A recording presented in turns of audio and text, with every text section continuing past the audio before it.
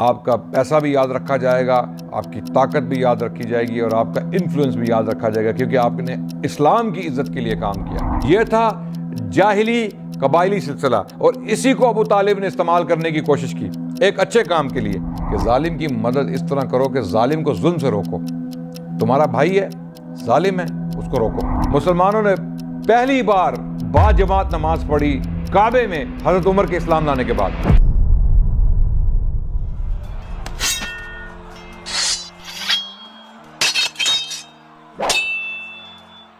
بسم اللہ الرحمن الرحیم، الحمدللہ والصلاة والسلام علی رسول اللہ، اما بعد، اعوذ باللہ السمیع العلیم من الشیطان الرجیم، بسم اللہ الرحمن الرحیم، وما ارسلناک الا رحمۃ للعالمین، وقال رسول اللہ صلی اللہ علیہ وسلم، لا یؤمن احدکم حتی اکون احب الیہ من والدہ وولدہ والناس اجمعین۔ آپ کے سامنے تاریخ اسلام کے سلسلے کی ایک اور کڑی پیش کرنے جا رہا ہوں۔ ہم سیرت النبی پر گفتگو کر رہے تھے، اور پچھلی قسط میں ہم نے حضرت عمر کے اسلام لانے کا واقعہ بیان کیا۔ حضرت عمر کا اسلام لانا اور ان کا مسلمان ہو جانا قریشیوں کے اوپر بہت بھاری ثابت ہوا۔ قریشی گھبرا گئے، جو اللہ کے نبی کے دشمن تھے، بڑے بڑے دشمن، ابو جہل، عتبہ، شیبہ، ابو لہب، یہ سب لوگ ڈر گئے، ہل گئے کہ اب کیا ہوگا۔ عمر جیسا شخص مسلمان ہو گیا تو اب ہم کھل کے مسلمانوں کو جو ہے وہ مجبور بھی نہیں کر سکتے، ان کو مار پیٹ بھی نہیں سکتے، کیونکہ عمر جو ہیں وہ ایک لڑاکے شخص تھے، ایک سردار تھے، اور بہت مضبوط قبیلے سے ان کا تعلق تھا۔ بنو عدی حضرت عمر کا قبیلہ تھا، اور یہ قریشیوں کے لیے ایک بہت پریشان کن مرحلہ تھا۔ تو اب انہوں نے کچھ ایسے اقدام کرنے تھے جن کا کچھ نہ کچھ رزلٹ ہو، کچھ نہ کچھ فائدہ ہو۔ تو ایک دفعہ جب اللہ کے نبی صلی اللہ علیہ وسلم کعبے میں موجود تھے، کعبے کے احاطے میں موجود تھے، تو اس وقت قریشیوں کا مجمع وہاں پر ایک موجود تھا سرداروں کا۔ تو ان میں ایک سردار تھا عتبہ بن ربیعہ۔ اس نے قریشی سرداروں سے کہا کہ مجھے محمد سے بات کر لینے دو، ہم نے باقی طریقے تو سب اپنا لیے، سب استعمال کر کے دیکھ لیا، ان کو مارا پیٹا، ان کو دھمکایا، ان کو ٹارچر کیا، اور ان کے خلاف پروپیگنڈا کر کے بھی دیکھ لیا۔ ان کے ساتھی بڑھتے ہی جا رہے ہیں، اور جو لوگ مسلمان ہو رہے ہیں، اب ایسے لوگ مسلمان ہونا شروع ہو گئے ہیں جو با اثر ہیں۔ پہلے تو غریب غربا تھے، غلام تھے، نچلے طبقے کے لوگ تھے، اب تو اوپر والے طبقے کے لوگ جو ہیں وہ مسلمان ہونا شروع ہو گئے ہیں، انفلوئنشل لوگ جو ہیں، ایلیٹس۔ اور اسی لیے حضرت عمر کے اسلام لانے کا جو واقعہ ہے، اس سے ہمیں کیا سبق ملتا ہے؟ اس سے ہمیں سبق یہ ملتا ہے کہ ایک مضبوط شخص، ایک با اثر انسان، ایک بڑی شخصیت کا حامل جو مسلمان ہے، وہ شاید 1000 ایسے مسلمانوں پر بھاری ہو جو اتنے انفلوئنشل نہ ہوں، جو کمزور ہوں، فائنینشلی، فزیکلی اتنے با اثر نہ ہوں۔ اور اس کی مثال ہمیں حدیث سے خود ملتی ہے۔ اللہ کے نبی صلی اللہ علیہ وسلم کی حدیث ہے کہ ایک مضبوط اور ایک اسٹرانگ مسلمان جو ہے وہ بہت سارے کمزور مسلمانوں پر حاوی ہے۔ یعنی اللہ کے نبی صلی اللہ علیہ وسلم کی حدیث ہے، اور میں اس کو اپنے الفاظ میں بیان کر رہا ہوں اپنی سمجھ کے مطابق، کہ ایک مضبوط انسان، ایک مضبوط مسلمان، ایک اسٹرانگ مسلم، وہ بہت سارے کمزور مسلمانوں پر بھاری ہے۔ اور اس کی اکنالجمنٹ ہمیں دوسری حدیث سے بھی ملتی ہے، جہاں پر اللہ کے نبی نے دعا کی، اللہم اعز الاسلام باحب الرجلین الیک، اے اللہ آپ اسلام کو تقویت پہنچائیں ان 2 اشخاص میں سے ایک کو مسلمان کر کے، جو بھی آپ کو پسند ہو، یا تو ابو جہل کو مسلمان کر دے اے اللہ، یا عمر کو۔ اللہ نے عمر کو چن لیا۔ تو اس حدیث سے ہمیں کیا پتہ چلتا ہے؟ ہمیں یہ پتہ چلتا ہے کہ اللہ کے نبی بھی اس بات کو سمجھتے تھے، جانتے تھے کہ ایک مضبوط شخص کا مسلمان ہو جانا یا اس کا اسلام کو سپورٹ کرنا، ایک انفلوئنشل انسان کا، وہ شاید ہزاروں مسلمان جو روڈوں پر آ کر پروٹیسٹ کر رہے ہیں یا بہت بڑی آواز بن کے سامنے آئے ہیں، شاید وہ ایک شخص ان پر بھاری ہو، اس کا انفلوئنس، اس کی اپروچ، اس کا بولنے کا انداز، اس کا پیسہ، اس کی طاقت اگر وہ اسلام کے راستے میں استعمال ہو تو وہ اسلام کو اتنا فائدہ پہنچا سکتا ہے جتنا کہ شاید ہزاروں مسلمان نہ پہنچا سکے، اور یہ حقیقت ہے، اس میں کوئی شخص نہیں ہے۔ آج بھی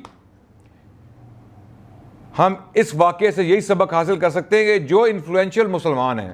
جو پیسے والے لوگ ہیں، جو طاقت والے لوگ ہیں، جو اثر والے لوگ ہیں مسلمان معاشروں میں، انہیں چاہیے کہ وہ اسلام کو تقویت پہنچائیں،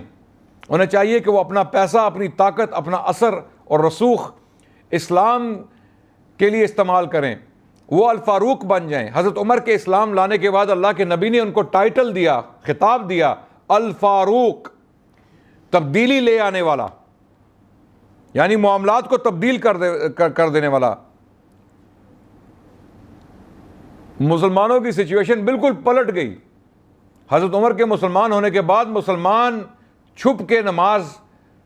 نہیں پڑھتے تھے، اب وہ پبلک میں آ گئے، اب ہمارے ساتھ عمر ہے،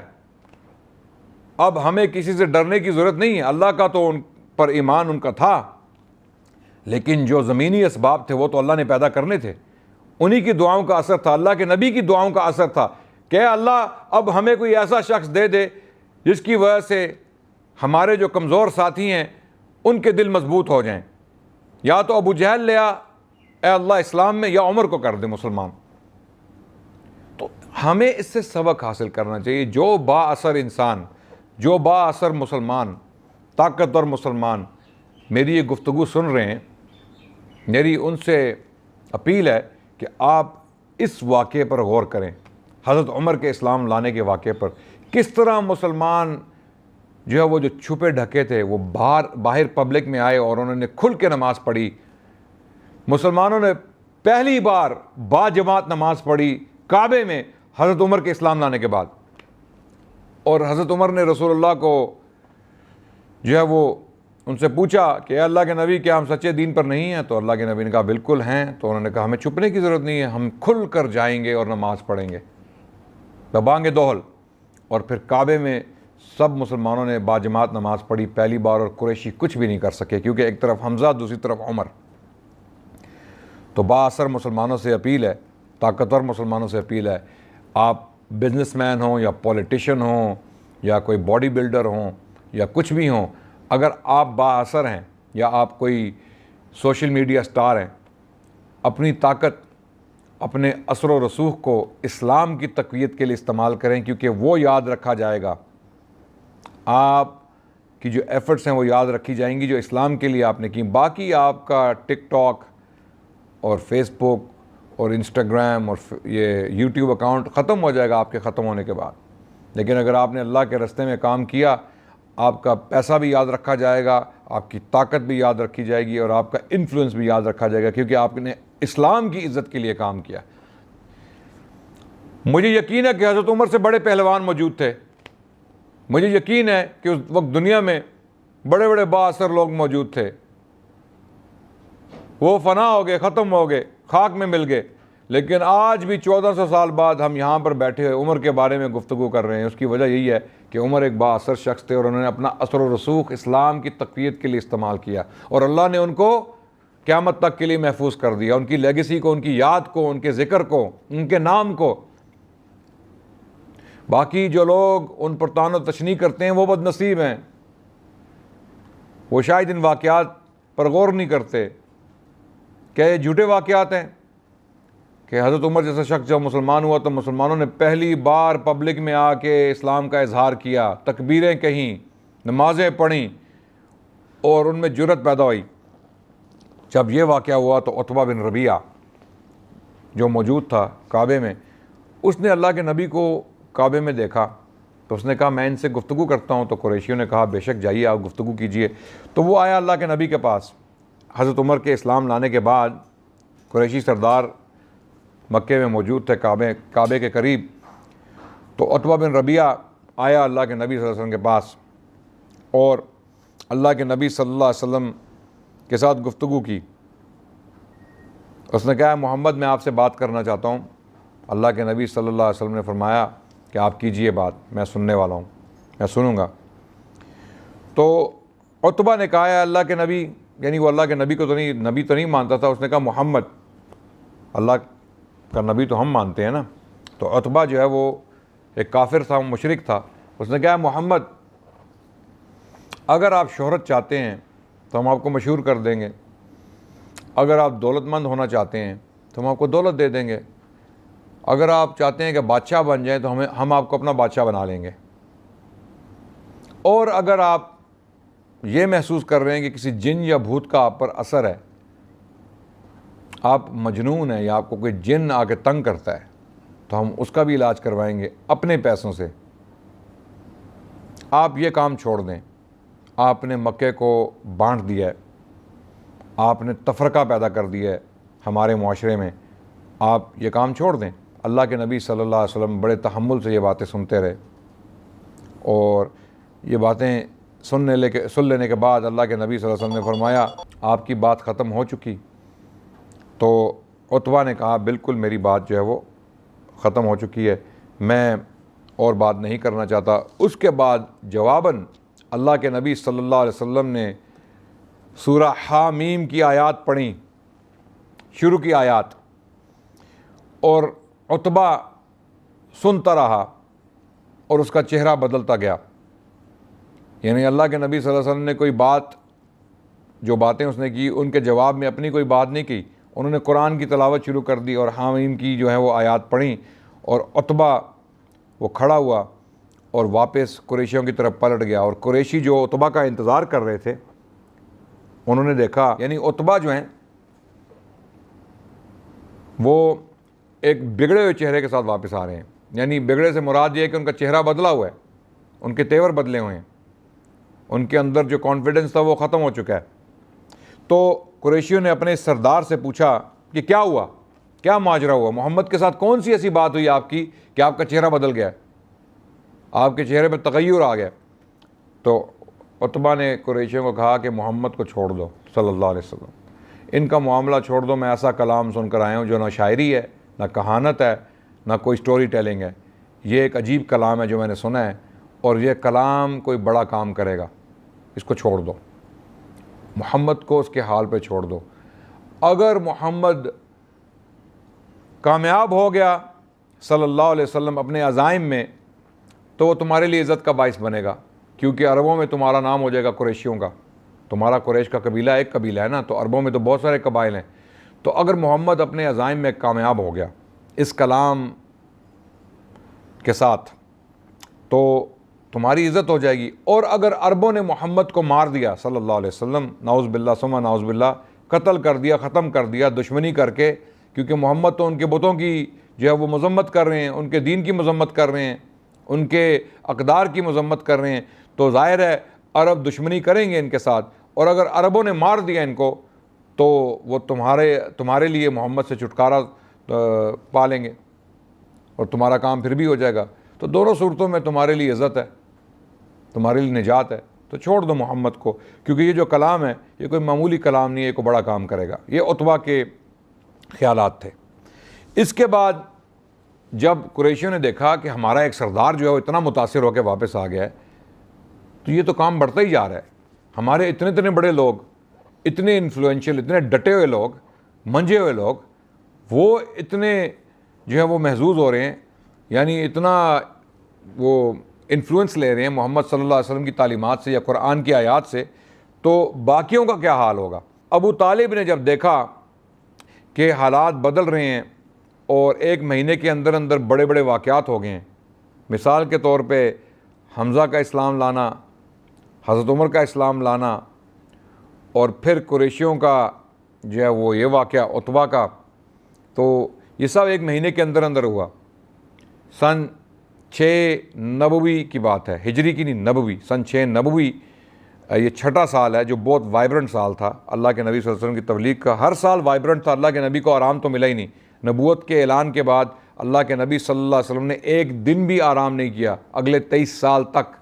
اگلے 23 سال تک اللہ کے نبی صلی اللہ علیہ وسلم کی زندگی اتنی بزی لائف تھی کہ ایک دن بھی وہ آرام نہیں کر سکے۔